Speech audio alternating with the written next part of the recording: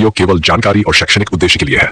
किसी भी फाइनेंशियल निर्णय से पहले अपने सलाहकार से परामर्श लें। क्या आपने कभी किसी इमारत की ऊंची दीवारों को देखा है, किसी पुल को आसमान से बातें करते हुए महसूस किया है, या किसी स्काई स्क्रैपर को हवा से लड़ते हुए खड़ा देखा है? और अगर आप थोड़ी देर रुक कर सोचें तो इन सब के पीछे एक ही चीज छुपी होती है, लोहे की छड़ें। साधारण सी दिखने वाली लेकिन अंदर से इतनी ताकतवर कि पूरी दुनिया को खड़ा कर देती हैं। लेकिन क्या आपने कभी सोचा है कि ये छड़ें आखिर बनती कैसे हैं? कैसे मिट्टी से निकला कच्चा लोहा आग में पिघलाकर हजारों डिग्री तापमान सहकर एक ऐसी मजबूत स्टील की छड़ें बन जाता है जो सालों तक भारी से भारी ढांचे को संभाल सके। आज हम आपको देकर चलेंगे उस आग, उसी धातु और उसी मशीनों की दुनिया में जहां बनती है लोहे की छड़ें यानी टीएमटी बार्स, जो आधुनिक निर्माण की रीढ़ हैं। अब जरा कल्पना कीजिए एक विशाल स्टील प्लांट की, जहां हर तरफ आग की लपटें हैं, पिघला हुआ धातु चमक रहा है और भारी मशीनों की गूंज वातावरण को भर रही है। ये कोई साधारण फैक्ट्री नहीं है, ये वो जगह है जहां रॉ मटेरियल्स को ताकत में बदला जाता है। और इस कहानी की शुरुआत होती है जमीन के अंदर छिपे लोहे से। लोहे की छड़ें बनाने के लिए मुख्य रूप से दो स्रोत इस्तेमाल होते हैं, आयरन और यानी लौह अयस्क और स्क्रैप मटेरियल। आयरन और वो प्राकृतिक खनिज है जो खादानों से निकाला जाता है। ये कच्चा लोहा होता है जिसमें मिट्टी, पत्थर और कई अशुद्धियां मिली होती हैं। दूसरी तरफ स्क्रैप मेटल होता है यानी पुरानी टूटी फूटी गाड़ियां, मशीनें और स्टील के टुकड़े जिन्हें दोबारा पिघलाकर इस्तेमाल किया जाता है। लेकिन असली कहानी यहीं से शुरू होती है। अब इस कच्चे माल को ले जाया जाता है विशाल ब्लास्ट फर्नेस में। जरा सोचिए, एक ऐसी भट्टी जिसकी ऊंचाई कई मंजिलों जितनी होती है और अंदर का तापमान 1500 से 2000 डिग्री सेल्सियस तक पहुंच जाता है। यहाँ कोयले, कोक और चूना पत्थर के साथ आयरन ओर को डाला जाता है। धीरे धीरे ये सब पिघलने लगता है और एक चमकता हुआ लाल नारंगी लावा जैसा धातु बाहर आता है जिसे पिग आयरन कहा जाता है। लेकिन अभी ये असली स्टील नहीं है। अब जरा सोचिए, इतना मजबूत स्टील कैसे तैयार होता है? यहीं पर आता है अगला स्टेप, स्टील मेकिंग प्रोसेस। इसके लिए दो मुख्य तकनीकें इस्तेमाल होती हैं। पहली है बॉस यानी बेसिक ऑक्सीजन फर्नेस और दूसरी है EAF यानी इलेक्ट्रिक आर्क फर्नेस। बॉस प्रक्रिया में पिघले हुए पिग आयरन में शुद्ध ऑक्सीजन डाली जाती है। ये ऑक्सीजन धातु के अंदर मौजूद कार्बन और अन्य अशुद्धियों को जला देती हैं। ये बिल्कुल वैसा है जैसे आग में गंदगी जलाकर खत्म हो जाए और सिर्फ शुद्ध धातु रह जाए। दूसरी तरफ EAF यानी इलेक्ट्रिक आर्क फर्नेस में स्क्रैप मेटल को बिजली के बहुत तेज आग से पिघलाया जाता है। ये तरीका आजकल ज़्यादा लोकप्रिय हो रहा है क्योंकि इसमें रिसाइकलिंग भी होती है और ऊर्जा की बचत भी। लेकिन असली आग अब यहाँ लगती है। इन दोनों प्रक्रियाओं के बाद हमें मिलता है पिघला हुआ स्टील। ये स्टील अभी पूरी तरह तैयार नहीं होता है, इसमें और शुद्धिकरण किया जाता है। इसमें से सल्फर, फास्फोरस और अन्य अशुद्धियां हटाई जाती हैं ताकि स्टील और मजबूत और टिकाऊ बन सके। इसके बाद आता है अगला रोमांचक स्टेप, कंटिन्यूअस कास्टिंग। अब जरा सोचिए, पिघला हुआ स्टील एक विशाल मशीन में जाता है और कुछ ही मिनटों में वो ठंडा होकर लंबी ठोस आकृतियों में बदल जाता है। इन्हें बिलेट्स कहा जाता है। ये बिलेट्स देखने में मोटे लोहे के लंबे ब्लॉक्स होते हैं, लेकिन यही आगे चलकर छड़ों में बदलते हैं। इन बिलेट्स को अब भेजा जाता है रोलिंग मिल में। अब जरा चलिए फैक्ट्री के अंदर। एक तरफ गरम गरम बिलेट्स अंदर जा रहे हैं और दूसरी तरफ से लंबी चमकदार स्टील की छड़ें बाहर आ रही हैं। रोलिंग मिल में भारी भरकम रोलर्स होते हैं जो स्टील को दबाकर उसकी मोटाई कम कर देते हैं और लंबाई बढ़ाते हैं। ये प्रोसेस कई स्टेज में होती है। हर बार स्टील और पतला और लंबा होता जाता है। यहाँ तापमान इतना ज़्यादा होता है कि स्टील लाल गर्म चमक रहा होता है। ये प्रक्रिया ही तय करती है कि छड़ कितनी मजबूत और कितनी लचीली होगी। लेकिन अब असली जादू शुरू होता है। अब इन छड़ों को दिया जाता है TMT यानी थर्मो मैकेनिकल ट्रीटमेंट। यही वो तकनीक है जिसने आधुनिक निर्माण को पूरी तरह बदल दिया है। इससे छड़ की बाहरी परत बहुत तेजी से ठंडी होकर सख्त हो जाती है, जबकि अंदर का हिस्सा अभी भी थोड़ा नरम रहता है। इसके बाद जब ये छड़ धीरे धीरे ठंडी होती है तो अंदर और बाहर की संरचना संतुलित हो जाती है। इसका परिणाम होता है एक ऐसी छड़ जो बेहद मजबूत भी होती है और थोड़ी लचीली भी। यही लचीलापन भूकंपन या भारी दबाव के समय इमारत को टूटने से बचाता है। अब जरा गौर कीजिए, ये कोई साधारण लौह की छड़ नहीं है, ये इंजीनियरिंग का एक चमत्कार है। इसके बाद छड़ों पर रिब्ड पैटर्न बनाए जाते हैं। ये छोटे छोटे उभरे हुए निशान होते हैं जो कंक्रीट के साथ पकड़ को मजबूत बनाते हैं। अगर ये पैटर्न ना हो तो छड़ और सीमेंट के बीच मजबूत बंधन नहीं बन पाएगा। अब बात करते हैं क्वालिटी टेस्टिंग की। हर एक बैच को कई टेस्ट से गुजरना पड़ता है। टेंसाइल स्ट्रेंथ टेस्ट में देखा जाता है कि छड़ कितनी खिंचाव सह सकती है। बैंड टेस्ट में इसे मोड़कर देखा जाता है कि ये टूटती तो नहीं है। हार्डनेस टेस्ट और केमिकल एनालिसिस ये सुनिश्चित करते हैं कि स्टील सही ग्रेड का है या नहीं। इसी आधार पर छड़ों को ग्रेड दिया जाता है, जैसे Fe 415, Fe 500 या Fe 550। ये नंबर बताते हैं कि स्टील कितनी मजबूती रखता है।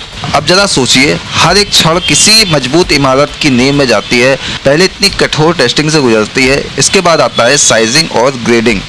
छड़ों को अलग अलग मोटाई और लंबाई में काटा जाता है ताकि वे अलग अलग निर्माण कार्यों में इस्तेमाल हो सके। कुछ पतली होती हैं, कुछ मोटी होती हैं, लेकिन हर एक का अपना महत्व होता है। अब फैक्ट्री का आखिरी स्टेज आता है, पैकिंग और डिस्पैच। भारी भरकम मशीनें इन छड़ों को बंडल में बांधती हैं। हर बंडल पर स्टील की ग्रेड, वजन और कंपनी की जानकारी लिखी होती है। फिर इन्हें ट्रकों और ट्रेनों के जरिए देश भर में भेजा जाता है, कहीं घर बनाने के लिए, कहीं पुल बनाने के लिए, तो कहीं बड़े बड़े स्काई स्क्रैपर खड़े करने के लिए। लेकिन इस पूरी कहानी का एक और महत्वपूर्ण हिस्सा है। आज की स्टील इंडस्ट्री में ऑटोमेशन और भारी मशीनों का बड़ा रोल है। Robotic system, automated rolling mills और कंप्यूटर कंट्रोल्ड फर्नेस पूरी प्रक्रिया को तेज और सुरक्षित बनाते हैं। इंसान मुख्य रूप से निगरानी करते हैं, असली काम मशीनें करती हैं। साथ ही सुरक्षा मानकों का भी बहुत ध्यान रखा जाता है, क्योंकि एक हाई टेम्परेचर और हाई रिस्क इंडस्ट्री है। हेलमेट, हीट प्रोटेक्शन सूट और ऑटोमेटेड शटडाउन सिस्टम हर जगह जरूरी होते हैं। और अब एक और दिलचस्प बात, आज दुनिया में जितना भी स्टील बनता है उसका एक बड़ा हिस्सा रिसाइकलिंग से आता है। पुराना स्क्रैप मेटल दोबारा पिघल कर नए निर्माण में इस्तेमाल होता है। इसका मतलब ये है कि आपकी पुरानी कार भी किसी मजबूत इमारत की नींव बन सकती है। अब कुछ ऐसे तथ्य जो आपको चौंका देंगे। एक आधुनिक स्टील प्लांट में एक दिन में हजारों टन लोहे की छड़ें बन सकती हैं। ब्लास्ट फर्नेस का तापमान सूरज की सतह के करीब होता है और एक साधारण TMT बार अपने वजन से कई गुना ज्यादा दबाव सह सकता है। अब आखिरी बार उस पूरी यात्रा की कल्पना कीजिए। खादानों से निकला कच्चा लोहा, ब्लास्ट फर्नेस की आग, पिघलता हुआ धातु, चमकते हुए ब्लेड्स, रोलिंग मिल की गूंज, क्वेंचिंग का तेज पानी, TMT की ताकत और अंत में तैयार होती है एक ऐसी छड़ जो किसी भी इमारत को खड़ा रखने की रीढ़ बन जाती है। जब अगली बार आप किसी इमारत को देखें, किसी पुल पर खड़े हों या किसी ऊंची बिल्डिंग के नीचे से गुजरें, तो याद रखिएगा उस पूरे ढांचे के अंदर हजारों ऐसी लोहे की छड़ें हैं जो चुपचाप बिना दिखे पूरी दुनिया को संभाले हुए हैं। आप अभी जिस स्क्रीन को देख रहे हैं, जिस फोन या लैपटॉप के जरिए ये शब्द आपके पास पहुंच रहे हैं, क्या आपने कभी सोचा है कि इसके अंदर इतनी जटिल दुनिया कैसे काम करती है? एक ऐसी दुनिया जहां धूल का एक छोटा सा कण भी पूरे सिस्टम को बिगाड़ सकता है, जहां एक बाल के बराबर पतला सा रास्ता लाखों सिग्नल्स को चलाता है और जहां हजारों छोटे छोटे इलेक्ट्रॉनिक्स पार्ट्स मिलकर एक ऐसा दिमाग बनाते हैं जो आपकी उंगलियों के इशारे समझ लेता है।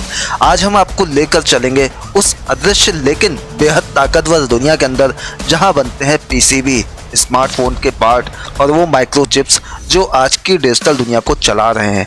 अब जरा अपने हाथ में मोबाइल उठाइए। बाहर से ये एक चमकता हुआ ग्लास और मेटल का टुकड़ा रखता है, लेकिन इसके अंदर एक पूरी ब्रह्मांड जैसी संरचना छिपी होती है। हजारों कनेक्शन, लाखों ट्रांजिस्टर और दर्जनों लेयर जो मिलकर एक स्मार्ट मशीन बनाती हैं। और इसी पूरी कहानी की शुरुआत होती है एक बेहद साधारण लेकिन सबसे महत्वपूर्ण चीज से, PCB यानी प्रिंटेड सर्किट बोर्ड। PCB असल में इलेक्ट्रॉनिक्स की रीढ़ है।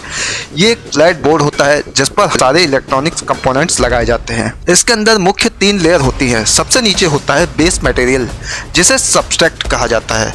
ये आमतौर पर फाइबर ग्लास या रेजिन से बना होता है जो बोर्ड को मजबूती देता है। इसके ऊपर होती है कॉपर की पतली लेयर।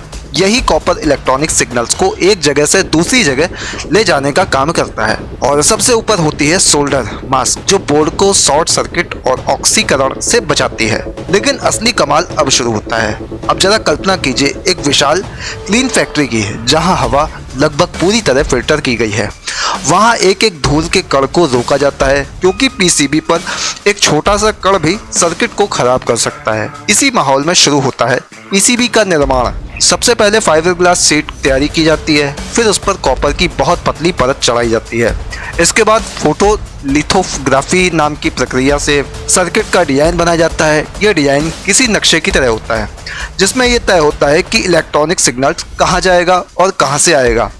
अब जरा अंदर चलकर देखते हैं। एक बड़ी सी मशीन में बोर्ड जाता है और वहां से निकलता है एक ऐसा पीसीबी जिस पर कॉपर की पतली लाइनों से पूरा सर्किट उकेरा हुआ होता है। ये लाइनें इतनी पतली होती हैं कि 1 मिलीमीटर में भी कई रास्ते समा सकते हैं।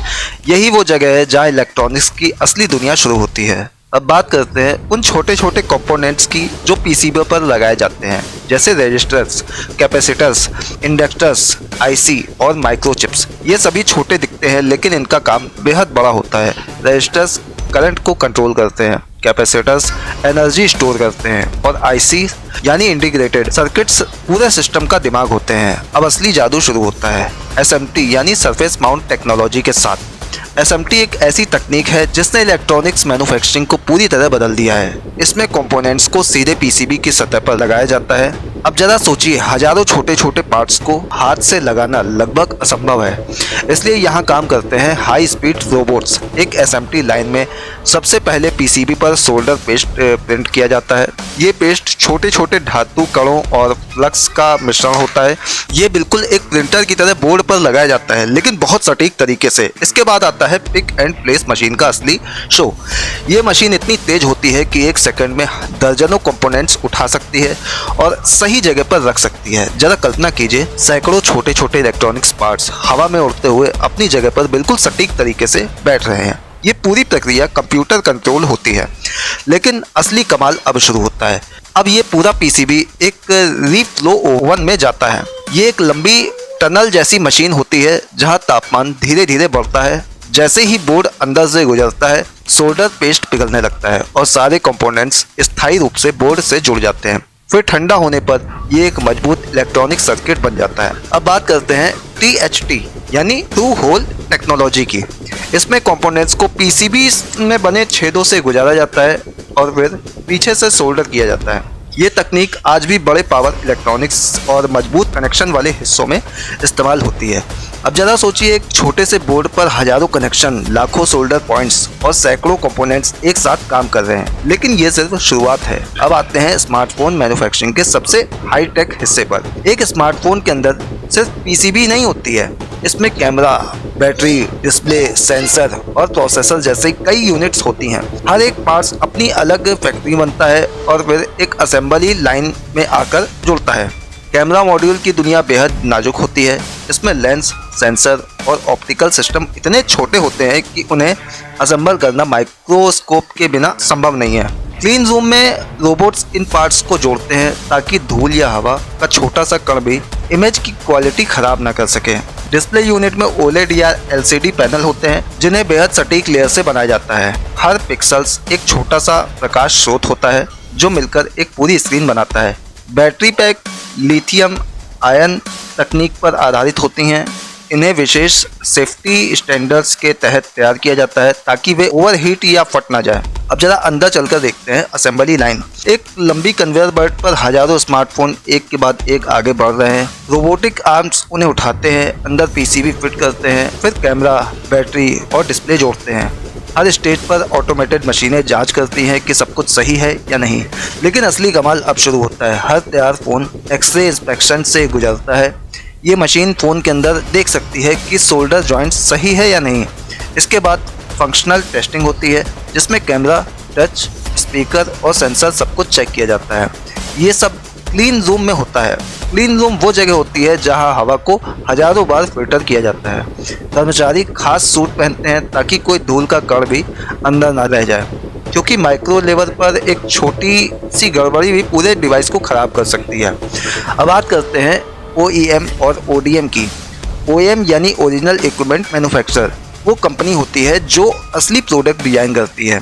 वहीं ODM कंपनियां डिजाइन और मैन्युफैक्चरिंग दोनों करती हैं और फिर ब्रांड के नाम से प्रोडक्ट बनाती हैं। स्मार्टफोन इंडस्ट्री में ये सिस्टम पूरी सप्लाई चेन को तेज और कुशल बनाता है। अब जरा सोचिए, एक स्मार्टफोन में इस्तेमाल होने वाले पार्ट्स दुनिया के अलग अलग देशों में बनते हैं और फिर एक जगह आकर जोड़ते हैं। ये एक ग्लोबल नेटवर्क है जो हर सेकंड अरबों डेटा पॉइंट्स को जोड़ता है। आज की दुनिया में 5G और एडवांस इलेक्ट्रॉनिक्स ने पीसीबी डिजाइन को और भी जटिल बना दिया है। अब बोर्ड पर ज़्यादा लेयर होती हैं, ज़्यादा डेंसिटी होती है और सिग्नल ट्रांसफर पहले से कहीं ज़्यादा तेज होता है। लेकिन इस हाईटेक दुनिया का एक दूसरा पहलू भी है।